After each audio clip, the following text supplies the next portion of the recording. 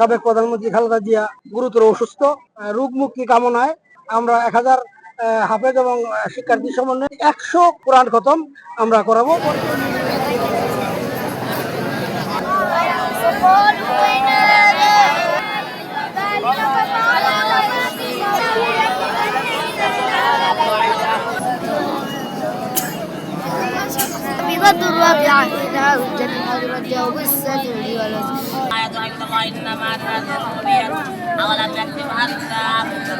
কোরআনের হাফেজদেরকে নিয়ে আমাদের দেশনেত্রী বেগম খালেদা জিয়া রোগ মুক্তি সুস্থতার কামনায় বিশেষভাবে আহ্বান করি। আল্লাহ তাআলা যেন আমাদের নেত্রীকে দীর্ঘ হায়াত কামনা করে।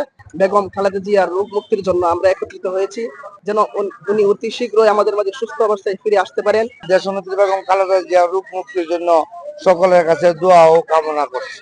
বেগম খালেদা জিয়ার অসুস্থতার মুক্তির জন্য, সুস্থতার জন্য উনি বলছেন যে 100 কোরআন শরীফ খতম করে আমার নেত্রীর জন্য দোয়ার ব্যবস্থা করে দেন। তাই আমরা এখানে বসে প্রায় 1000 খানিক ছাত্র হাফেজ যারা, তাদেরকে নিয়ে আমরা কোরআন খতমের ব্যবস্থা করেছি।